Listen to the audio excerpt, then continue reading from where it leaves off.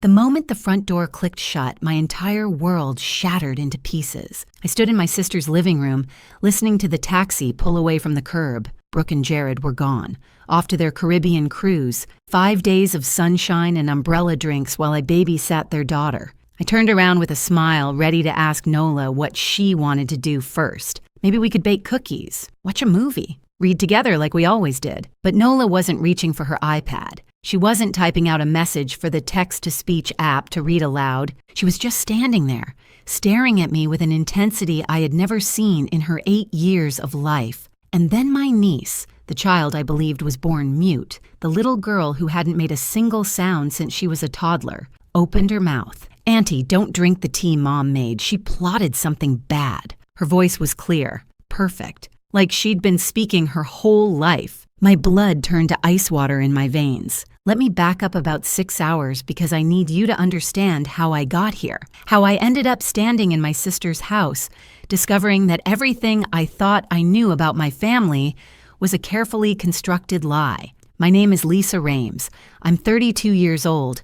I work as an accountant at a mid-sized firm in Columbus, Ohio. Exciting stuff, I know. While other people dream about exotic vacations and romantic adventures, I dream about perfectly balanced spreadsheets. My therapist says I use numbers to feel in control. My therapist is probably right. That morning started normally enough. Saturday, coffee, quiet apartment. I was actually enjoying the peace when my phone rang. Brooke, my older sister. 6 years between us, but sometimes it felt like 60. Her voice was honey sweet, which should have been my first warning sign.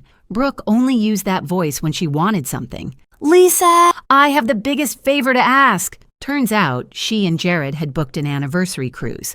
5 days, Caribbean, very romantic, very last minute, and they needed someone to watch Nola. "Of course," I said, because that's what I always said to Brooke. I'd love to spend time with her, and I meant it. I genuinely adored my niece. Even though communicating through an iPad was sometimes exhausting, there was something special about Nola. She had these big, watchful eyes that seemed to absorb everything. When I read to her, she'd lean against my shoulder, and I could feel her relaxing, like my voice was a safe place. See, Nola was born with a rare condition.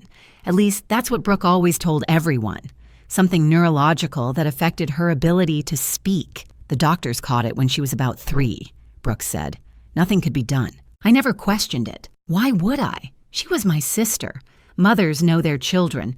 Besides, I wasn't around much during Nola's early years. I'd taken a job in Chicago right after she was born. Good opportunity, couldn't pass it up. I'd fly home for Christmas, maybe a weekend here and there. By the time Nola was 3, she was already silent. Brooke had already crafted the whole narrative. I moved back to Ohio 2 years ago when our mom got sick. Cancer, the slow, terrible kind. I wanted to be closer, wanted to help. During those months, I started spending more time with Nola, reading to her, bringing her books, just being present. Even without words, we built something real. Our dad, Harold, had died 3 years before Mom. Heart disease.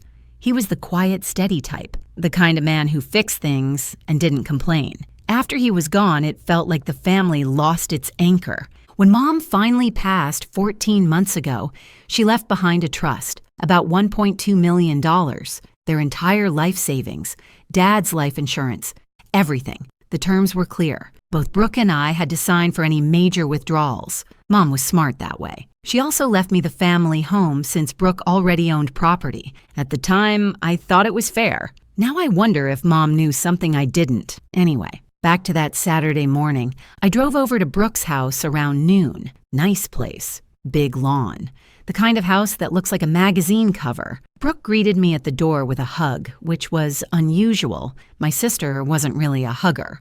"You're a lifesaver, Lisa, truly." She looked perfect, as always. Hair done, nails done, designer luggage waiting by the door. Jared was loading bags into the taxi that had just arrived. He barely looked at me. Just a quick wave, a mumbled hello. He seemed nervous, sweaty, but Jared was always kind of twitchy. I didn't think much of it. Brooke walked me through the house like I'd never been there before. Here's the kitchen. Here's Nola's room.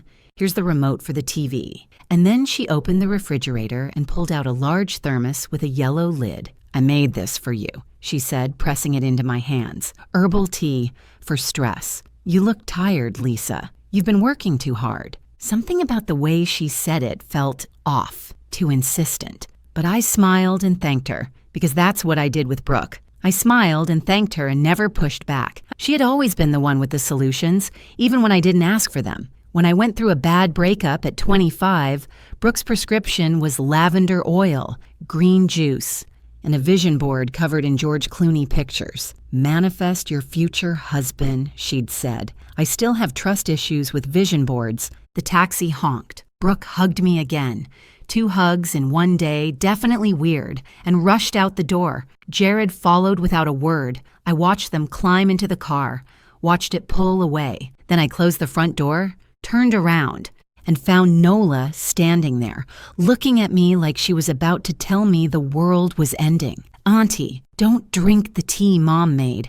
She plotted something bad." I couldn't breathe, couldn't think. The thermos was still in my hands, suddenly feeling like a bomb. My niece, who I believed was born mute, had just spoken to me in a perfect, clear voice, and she was warning me that my own sister was trying to poison me. Before we continue, if you're enjoying this story, please hit that subscribe button and tell me in the comments where you're watching from and what time it is there. I read every single comment, and your support truly means the world to me. Now, back to what happened next. I set the thermos down on the counter like it was radioactive. My hands were shaking so badly I nearly dropped it. Then I turned back to Nola and sank down to my knees, bringing myself to her eye level. "Nola," I whispered, you can talk?" She nodded. Her eyes were huge, scared, but there was something fierce in them too, something determined. "I always could, Auntie. Mommy made me stop." The room tilted.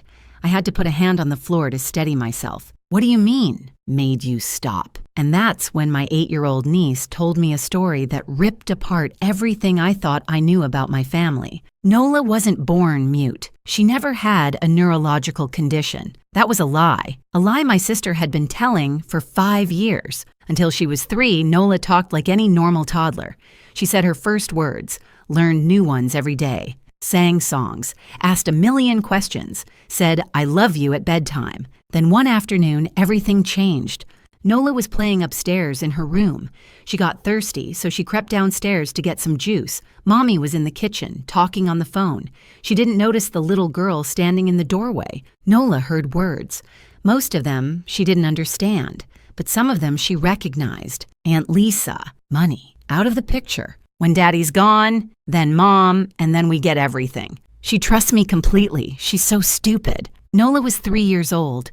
She didn't know what out of the picture meant, but she understood Aunt Lisa, and she understood the mean, cold way her mommy said, "stupid." The next day, innocent and confused, Nola asked her mother, "Mommy, what does out of the picture mean?" Brooke's face went cold. She grabbed Nola's arms, too hard, leaving little bruises, and knelt down until they were face to face. "Listen to me very carefully," she said. "If you ever speak again, to anyone, about anything, something terrible will happen to Aunt Lisa. Your voice is dangerous. Every word you say hurts her. If you love your auntie, you'll never make another sound. Do you understand?" Nola loved me. I was the aunt who brought her picture books, the one who smiled at her like she was the most special thing in the world. So Nola stopped talking. She was 3 years old. She made a decision to give up her voice, to protect me. I sat there on Brooke's kitchen floor, tears streaming down my face, as this child explained the sacrifice she'd made. 5 years. 5 years of silence. 5 years of terror, thinking that every word she spoke might hurt the person she loved most. And Brooke, my sister, the devoted mother, had used that fear. She took Nola to doctors, played concerned parent, collected her selective mutism diagnosis, but she told everyone something different. Neurological, born with it, nothing to be done. She made sure no one saw the real medical records. I was in Chicago, visiting twice a year. I had no reason to doubt my own sister about her own daughter. That crystal plaque on the mantle caught my eye. Mother of the Year. Brooke won it from the community center 2 years ago. Everyone praised her patience, her dedication to her special needs child. I suddenly wanted to throw that plaque into the sun and watch it burn. "What else do you know, sweetheart?" I asked gently. What else have you seen? It turned out that being silent made Nola invisible. Adults forgot she was there. They talked freely around her, assuming she couldn't understand or couldn't tell anyone even if she did. Nola saw everything. She saw her mother practicing my signature over and over on scrap paper until it looked almost right. She heard phone conversations about the trust and transferring everything, and before Lisa figures it out, she watched her father become more and more afraid of her mother, agreeing to everything, never questioning anything. She observed her mother perform for neighbors, church friends, teachers, the perfect mask of a loving parent making sacrifices for her disabled daughter. And 2 nights ago, Nola heard something that made her realize she couldn't stay silent anymore. She'd crept to the top of the stairs, like she'd done hundreds of times before. Her parents were in the kitchen, planning. The tea will make her sick enough for the ER, Brooke said. Not dangerous, just severe stomach problems, extreme drowsiness. She'll be out for days. What about Nola while we're gone? Jared asked. Mrs. Patterson next door will take her. I already told her Lisa has episodes sometimes. She bought it completely. And while Lisa's in the hospital, we drive to Indianapolis. There's a lawyer there who doesn't know her. I have all the forged papers ready. We transfer the entire trust to my name. By the time Lisa recovers, it's done. She'll never be able to prove anything. No cruise, no Caribbean vacation. Just a scheme to poison me, forge my signature, and steal over $1 million. My own sister. I pulled Nola into my arms and held her tight. This brave, incredible child. She carried this weight for 5 years. She watched her mother lie to everyone, and when it truly mattered, she found the courage to break her silence. You saved me, I whispered into her hair.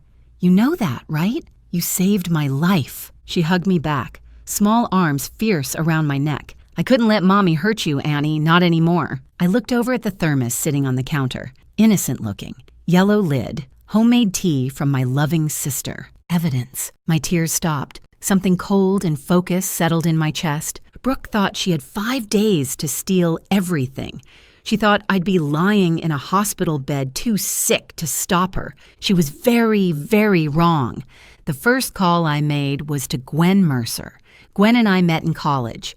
She went into nursing, I went into accounting. Different paths, but we stayed close. She was the kind of friend who showed up with ice cream during breakups and told you the truth even when it hurt. I trusted her completely. She answered on the second ring. Lisa, what's up? Gwen, I need you to come to Brooke's house right now. Something happened and I can't explain it over the phone. Please, just come. Something in my voice must have scared her. She didn't ask questions. On my way. 40 minutes later, she was at the door, still in scrubs from her shift, hair pulled back in a messy ponytail. She took one look at my face and pulled me into a hug. Talk to me? So I did. All of it. The tea, the scheme, and Nola, sweet, silent Nola, who had spoken for the first time in 5 years to warn me. When I finished, Gwen was quiet for a long moment. Then she looked over at Nola, who was sitting on the couch watching us with those big, serious eyes. Gwen walked over and knelt down in front of her. You're the bravest kid I've ever met, she said softly. You know that? Nola almost smiled. Gwen stood up. All business now. Okay, first things first. That tea needs to be tested. I know someone at the hospital lab. She can run a rush analysis tonight. If there's anything wrong with it, we'll know by morning. She pulled on latex gloves. She actually had some in her purse, because of course she did, and carefully took a sample from the thermos, sealed it in a small container. What kind of person poisons tea? She muttered, shaking her head. I always knew Brooke was off. Remember when she told you that haircut made your face look less round? That wasn't a compliment. That was psychological warfare in sister format. I almost laughed. Almost. Now, Gwen continued, what else do you have? There's got to be more evidence if she's been running this scam. I looked at Nola. Honey, you said you know where Mommy keeps important papers? She nodded and climbed off the couch. In the office. There's a locked drawer. I know the code. How do you know the code? I watched her type it. Lots of times, she never noticed me. A small, sad pause. Nobody ever notices the quiet kid. She led us to Brooke's home office, a neat, carefully decorated room that looked like it belonged in a magazine. There was a large desk with a computer, filing cabinets, and one drawer with a digital lock. 0315, Nola said. March 15th, their wedding anniversary. Of course. Brooke would use something sentimental. Made her feel clever. I punched in the code. The drawer clicked open. What we found inside made my stomach turn. First, bank authorization forms with my signature. Except it wasn't my signature. It was close. Really close, but I could see the difference immediately. The loop on my capital L was wrong.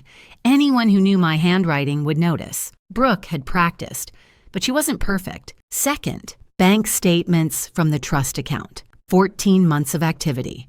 Withdrawal after withdrawal, always in amounts under $15,000, just below the threshold that would trigger automatic reporting to federal authorities. Brooke had done her research.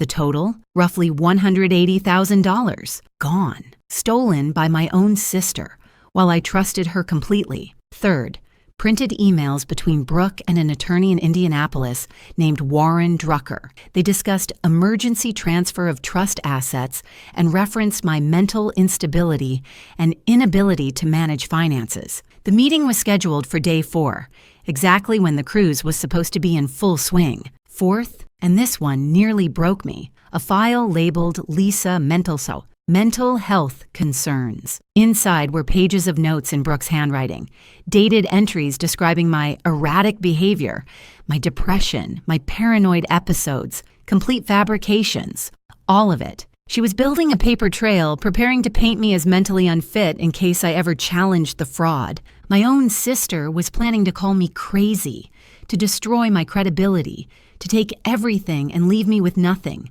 not even my reputation. Gwen photographed every single document, every page, every date. This is premeditated fraud, she said grimly. This isn't some impulsive thing. She's been planning this for over a year. I was already organizing the information in my head, accountant brain kicking in, dates, patterns, the amount withdrawn each month, the signatures that didn't quite match. Numbers don't lie.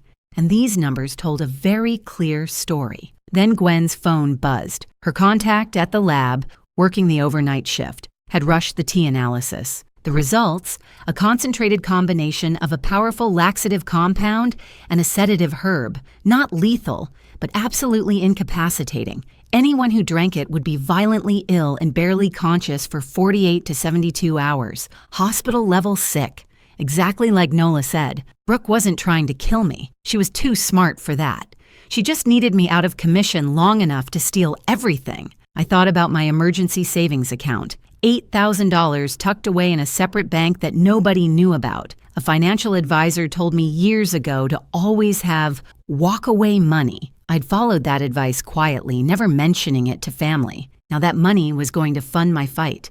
Sometimes boring financial planning saves your life. There was one more call to make. Kevin Calloway. We were in the same study group in college. He went to law school while I went into accounting.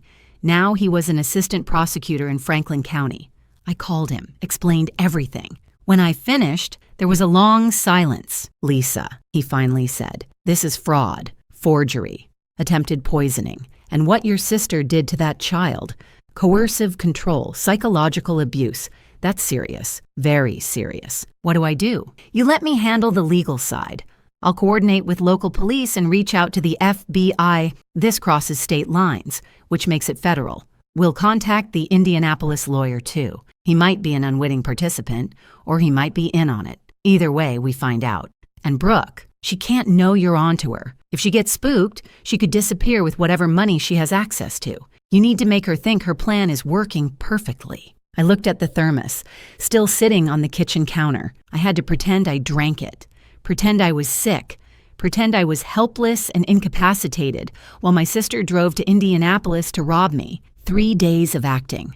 The performance of my life. I can do that, I said, and I meant it. Day 2. Time to become an actress. I sat in Brooke's living room, staring at my phone. Nola was beside me on the couch, quiet but watchful. Old habits die hard. Even now that she could speak freely, she still observed everything with those careful eyes. I dialed Brooke's number.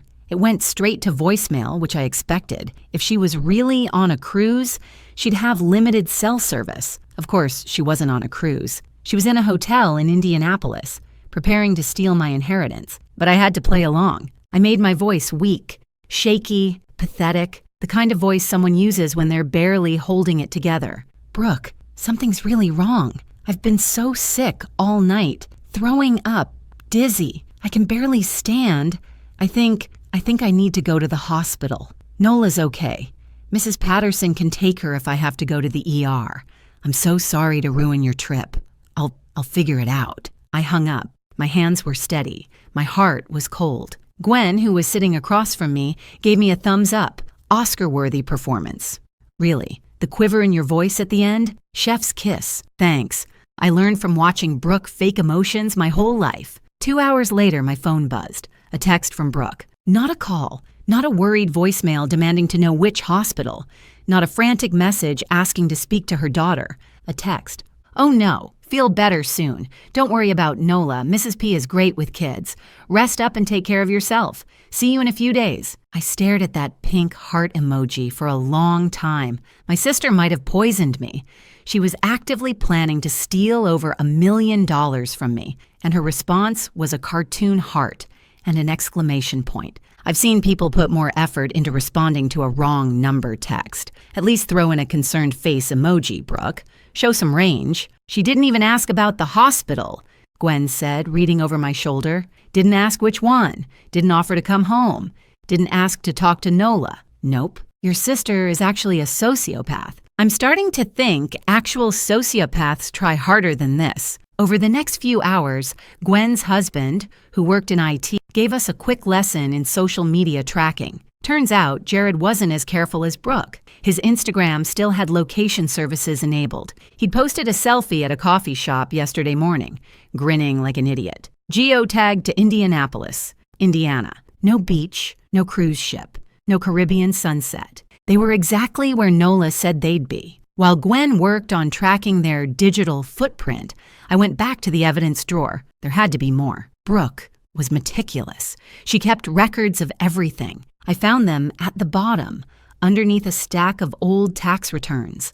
Letters, handwritten, dated during our mother's final months. My hands trembled as I read them. They were from Brooke to our mother, Patricia, written while Mom was dying of cancer, while she was weak and scared and fighting for every breath. In these letters, Brooke begged, no, demanded, that Patricia change the will, leave everything to Brooke alone, cut me out completely.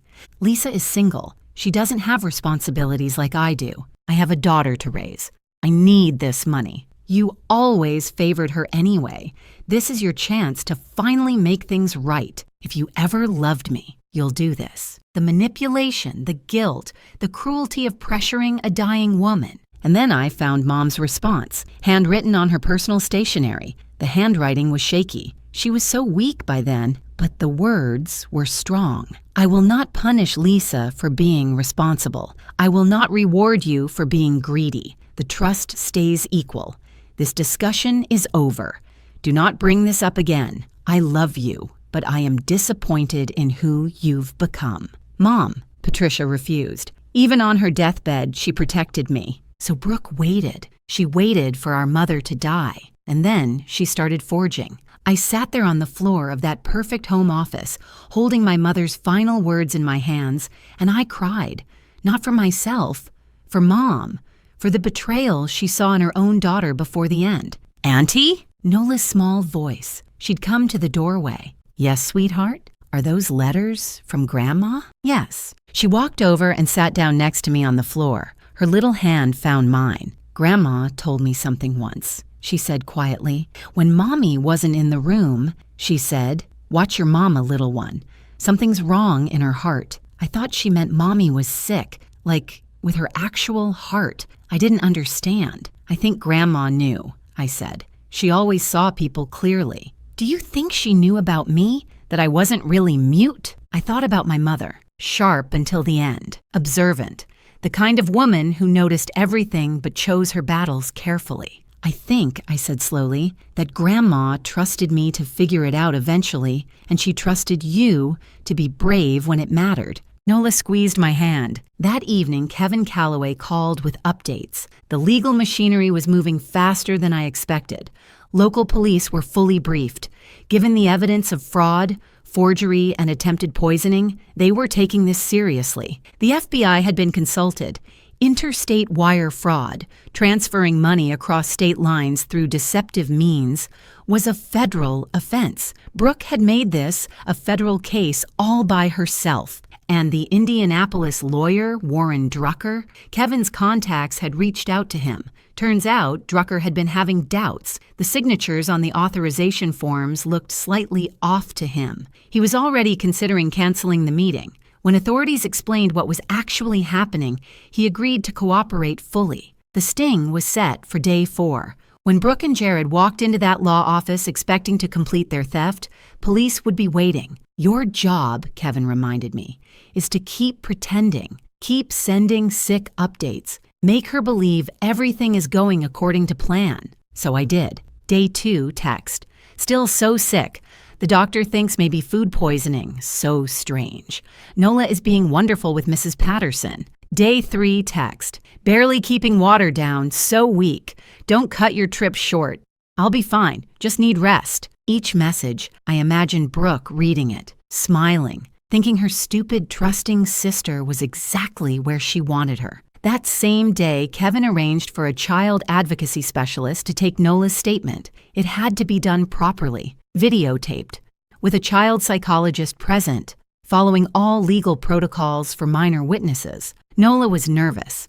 She sat in a chair that was too big for her, feet dangling above the floor. But when the questions started, she sat up straight. She used her voice, still new, still strange, after 5 years of silence, and told them everything. What she heard when she was 3, the threats, the fear, the decision to stop speaking, the years of watching and listening, the night she overheard the plan about the tea. When it was over, she looked at me through the observation window. "That's the most I've talked since I was 3, she said. "My voice is tired, but it feels good, like I've been holding my breath underwater for years, and I finally came up for air. I wanted to run in there and hold her, but I had to wait. Protocols. When they finally let me see her, I hugged her so tight I probably squeezed the air right back out. 1 more day, I told her.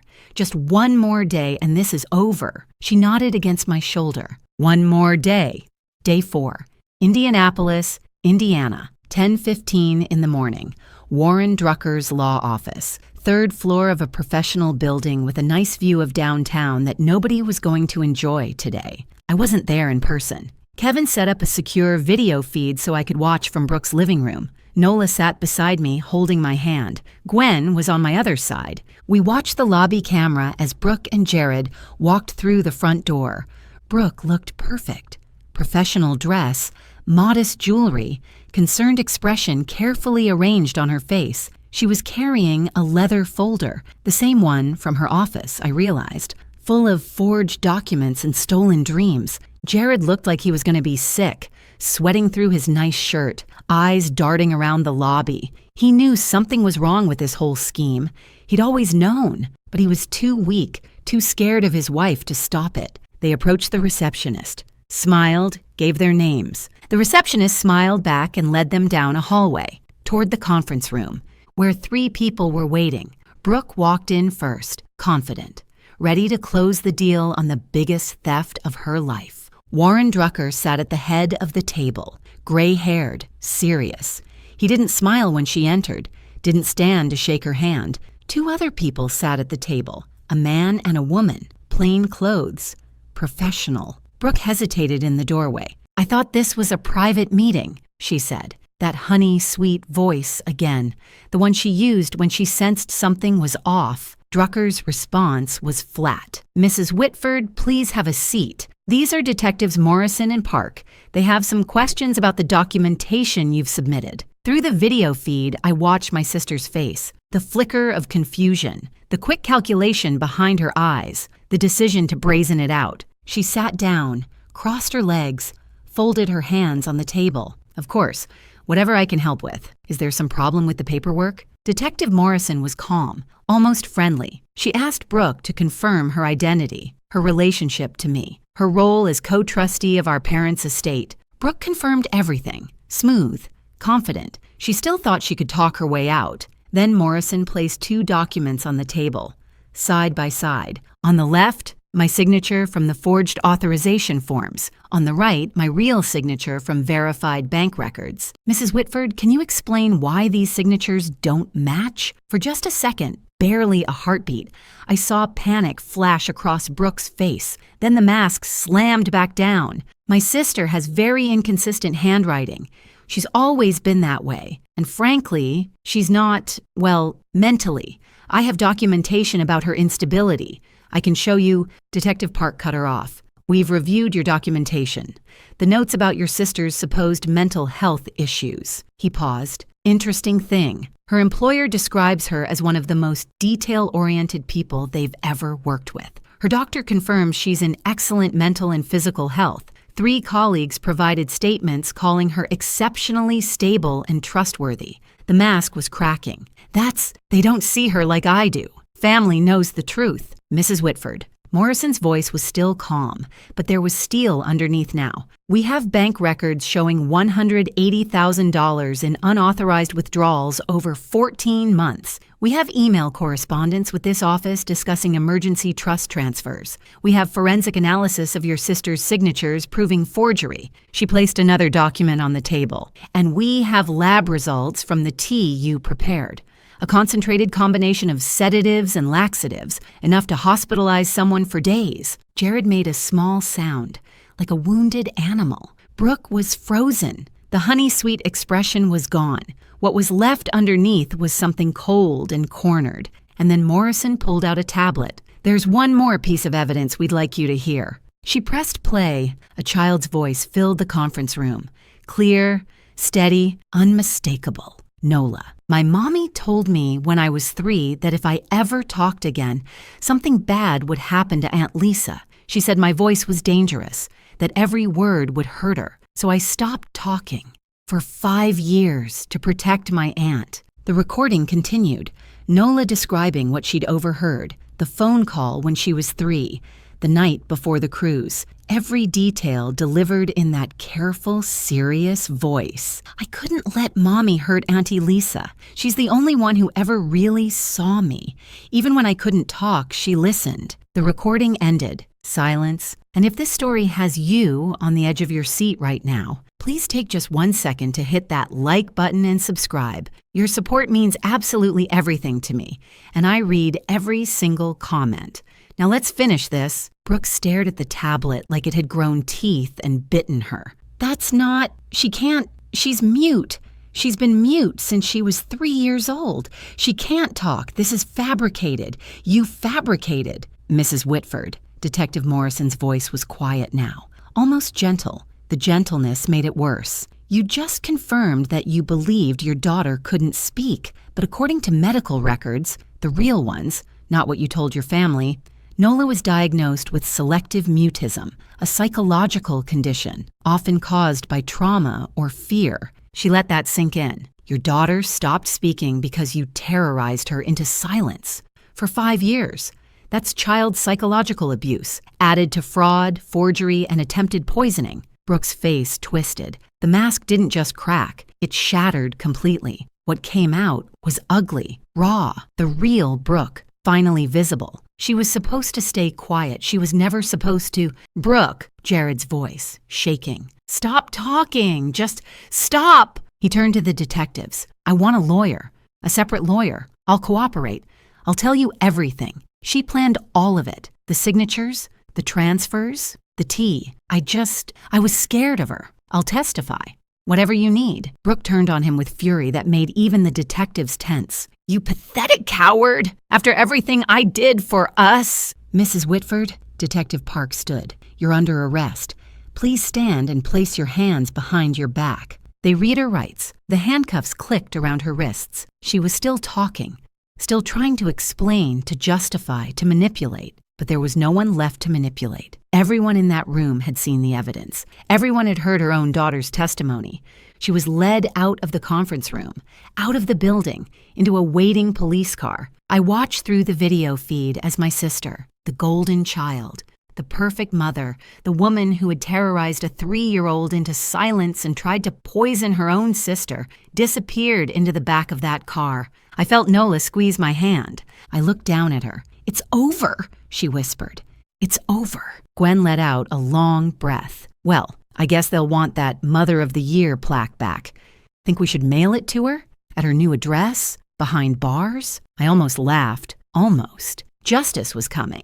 But there was one more thing I needed to do. 2 weeks later. Franklin County Family Court. The courtroom was small, functional, not the grand, dramatic space you see in movies, just a room with fluorescent lights and uncomfortable chairs and a judge's bench that had seen 1,000 broken families. But today, something was being put back together. I sat at the front table in my best professional outfit, the same one I wore to important client meetings. This was more important than any client meeting I'd ever had. Nola sat beside me. She'd picked out her own dress that morning, purple, her favorite color. She'd brushed her own hair. She was nervous, I could tell. Her foot kept bouncing under the table. But she wasn't silent anymore. The judge reviewed the case file. Brooks' arrest. The fraud charges, the forgery, the attempted poisoning, the 5 years of psychological abuse inflicted on a child. Jared had signed away his parental rights in exchange for cooperation with prosecutors. He'd known about everything. He'd done nothing to stop it.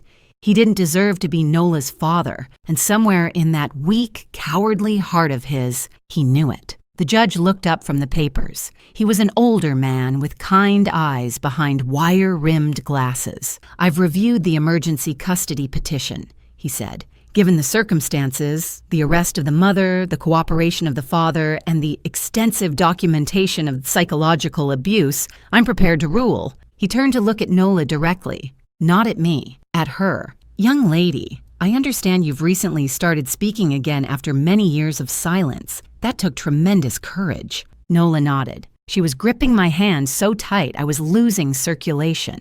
"I'd like to ask you directly, in your own words, where would you like to live?" Nola looked at me, then at the judge, then back at me. And then she stood up, 8 years old, 4 feet tall, wearing a purple dress and more bravery than most adults ever manage. "I want to live with my Aunt Lassa," she said.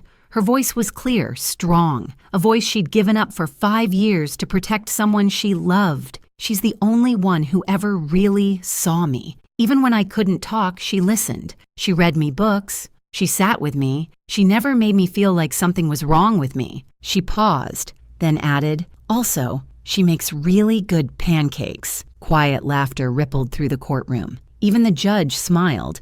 He signed the papers. Emergency custody granted to Lisa Rames. Walking out of the courthouse, I couldn't stop looking at Nola. She was chattering away about the courtroom, about what she wanted for lunch, about a bird she saw on the window ledge, about whether we could get a dog someday. 5 years of silence. Now she couldn't stop talking, and I wouldn't have it any other way. That evening, we had dinner in my apartment. Our apartment now. I'd already started converting the spare room into Nola's bedroom. Purple walls, her choice, bookshelves